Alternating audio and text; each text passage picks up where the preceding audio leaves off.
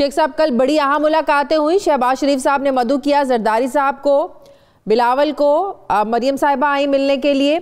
अब बात यह कि एक दूसरे को सिलेक्टिव कहने वाले कल एक बार फिर इकट्ठे हुए। ये जो हुकूमत मुखालिफ इकट्ठ है, ये हुकूमत के लिए कितनी परेशानी का बायस है आप समझते हैं? क्योंकि बिलावल भुट्टो ने कल ये कहा कि हमें यकजहती चाहिए इस हुकूमत को प्रेशराइज करने के लिए, आप लोगों पर दबाव डालने के लिए। तो आप कितना प्रेशर या दबाव महसूस कर रहे हैं शेख साहब?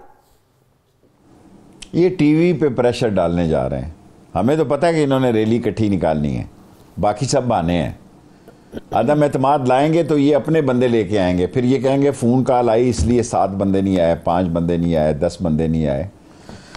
सर जी, ये सारा इनके पास बंदे नहीं हैं।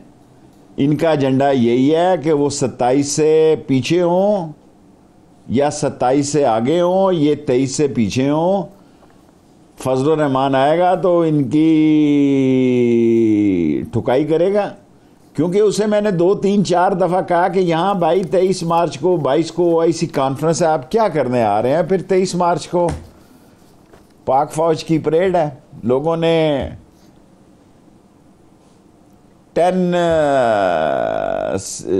J-10C जो है उसकी फ्लाइंग मार्च देखनी है, पहली दफ़ा पाकिस्तान में होने लगी है। चाइना का नया मॉडर्न जहाज़ है। आपकी शक्लें तो देख देख के लोग तंग आए हुए हैं। अब क्या फैसला होता है? मैं जिस बात को 2 महीने से कह रहा हूं वो कह रहा हूं कि इन्होंने लॉन्ग मार्च इकट्ठे करना है, अदम एतमाद करना है, कर लें।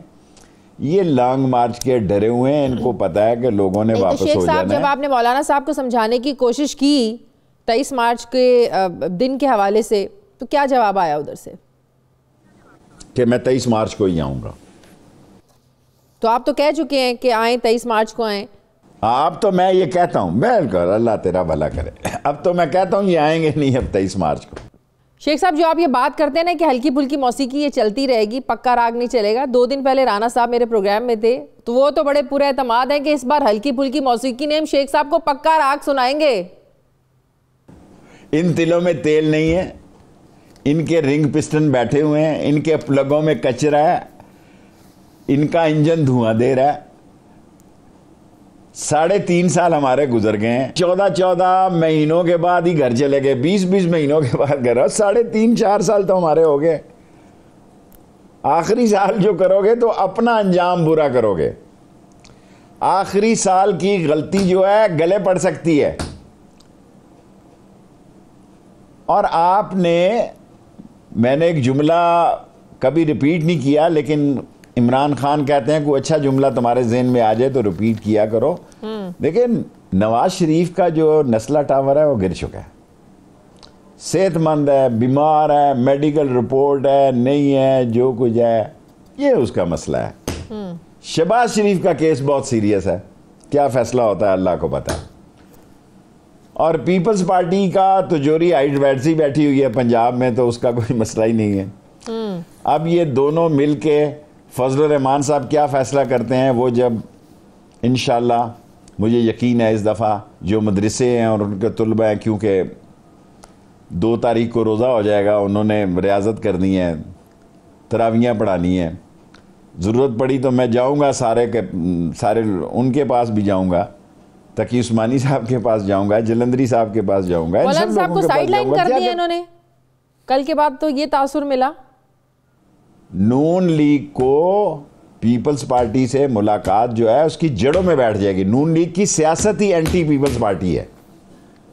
नून लीग की सियासी बंदा दुनिया इधर की इधर हो जाए, वो पीपल्स पार्टी को वोट नहीं दे सकता।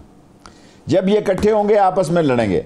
और फजल रहमान ने कहा कि मैंने इमरान खान को मक्खी की तरह निकाल देना है। मेरा ख्याल है कल जो हुआ है मॉडल टाउन या कहाँ हुआ है वो, लाहौर में, उन्होंने फजल रहमान को मक्खी की तरह निकाल दिया। आए जनाब, हम तैयार बैठे हैं इस्तकबाल के लिए, आए। अच्छा, सही है शेख साहब, अगर ऑपोजिशन अदम एतमाद लेकर आती है, शाहिद खाकान अब्बासी बड़े पूरे एतमाद हैं कि 22 लोग आप लोगों के जो हैं उनके साथ राब्ते में हैं, जावेद लतीफ़ साहब भी बातें कर रहे हैं, ऑपोजिशन ये बातें कर रही है, कोई सरप्राइज मिल सकता है इस पर आपको जो ऑपोजिशन देने की कोशिश कर रही है? ये बातें हम भी करते थे जब हम अपोजिशन में थे। बेनज़ीर का कुछ नहीं बिगाड़ सके, राइट। वो जहाज़ों में ले गई उधर। हम इनको तो ये बातें तो आप मैं तो नहीं कह रहा कि हमारे 22 बंदे उनके साथ हैं। देखिए हमने तो उनका कोई बंदा तोड़ा ही नहीं। उस्मान बुज़दार इतना शरीफ आदमी। हाँ जी, ये शायद खाकान कह रहा है ना कि हमारे साथ 22 बंदे हैं, तो फिर बिस्मिल्लाह करो जी, इंतजार किस चीज का है? फिर तो देख चढ़ी हुई है, फिर तो सिर्फ खोंचा ही लाना ना बीच में। सही। अच्छा शेख साहब, नवाज शरीफ साहब की जो मेडिकल रिपोर्ट अदालत को दी गई है, आप लोग जब भेजा गया तब भी कह रहे थे, पछताए, बल्कि हुकूमत पछताई भेज के, बाद में कहा गया मेडिकल रिपोर्ट्स जाली थी। अब जो रिपोर्ट्स भेजी गई हैं उसको भी आप लोग जाली कह रहे हैं। आज 3.5 साल के बाद आप लोगों को लाने की भी जल्दी है, तो गलती कर दी, किसका फैसला था जो आज आप लोग पछता रहे हैं? वापस आप शहबाज शरीफ साहब के खिलाफ कार्रवाई आप लोग करना चाहते हैं, नवाज शरीफ को खुद से आप वापस ला नहीं सकते हैं, तो ये जाली रिपोर्टों पर फिर आप लोगों को एक्शन भी तो लेना चाहिए। देखिए मैं आपसे अर्ज करूं, सियासी तौर पर तो एज ए पॉलिटिकल वर्कर हमें बार बार उसका जिक्र ही नहीं करना चाहिए। खाम खा उसको मीडिया में जिंदा रखते हैं। चला गया, खुदा उसका वो जाने और खुदा से उसका मसला जाने कि उसने गलत मेडिकल। देखें जो लीडर ही बुज़दिल हो, जो मेडिकल रिपोर्टें दें, खुदा ना खास्ता कल मुझे सजाए मौत हो सियासत में, तो मैं फ़ख्र करूँगा कि बजाय इसके कि मैं मेडिकल रिपोर्ट दूँ कि मैं नकारा हूँ, मेरी उम्र इतनी नहीं है, और मैं कहूँगा ठीक है मेरा वक्त आ गया है। ये बुज़दिल लोग हैं, दौलतें कमा कमा के इन्होंने, इनके काम नहीं है। खाना इन्होंने एक बर्गर है, वो यहाँ भी बहुत मज़ेदार है, चीज़ भी डालते हैं, आप सुना इस्लामाबाद में। मैं तो खाता नहीं हूँ, लेकिन आज मुझे कोई कह रहा था जी कि आपके लिए बर्गर लाऊं, उसके लिए चीज़ पड़ा हुआ था। मैं कहा उधर भेज दे, वो नून का ही था। मैं कहा लंदन भेज दे के उसे पता लगे। आप लोग कोशिशें भी बंद कर देना शेख साहब वापस लाने की, फिर इतनी जल्दी क्यों है आप लोगों को? देखें हुकूमत का फैसला है। मैं तो कहता हूँ कि देखें एक्सट्रेडिशन ट्रीटी अभी तक तो फाइनल नहीं हुई, और आ जाएंगे तो कौन सी तलवारें चल जाएंगी, नहीं आएंगे तो कौन दोपहर का खाना नहीं खा रहा, कौन यहाँ सन्नाटा पैदा हुआ है, कौन है जो कि सड़कों पे आके कह रहा है वापस आओ।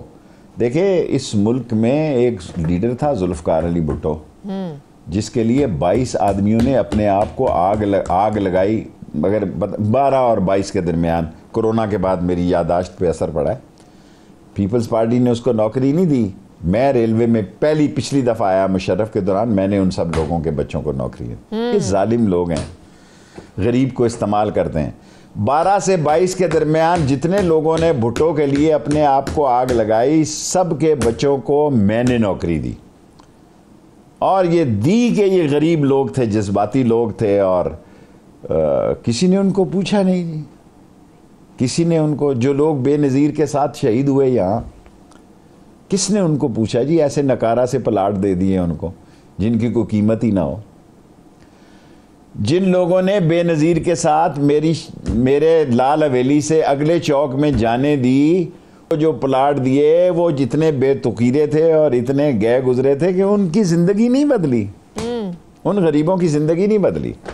सो इसलिए अब गरीब आदमी भी बड़ा समझदार हुआ है, इलेक्शन का इंतज़ार कर रहा है। इलेक्शन का कोई इंतज़ार करे या ना करे, आपने एक बात की थी कि जो हाथ इमरान खान के सर पे है, वो अपोजिशन कहती है कि उनके सर पे आ जाए। वो उनके गले पे तो आ सकता है, उनके सर पे नहीं आ सकता। एक तरफ आप कहते हैं ये सब गेट नंबर 4 की पैदावार है, लेकिन हाथ गेट नंबर 4 वालों का आपके सर पे, ये क्या तजाद है? देखें हमारे लाइन और लेंथ एक है, और उनका फैसला ये है कि जो मुंतखब हुकूमत होगी उसके साथ होंगे।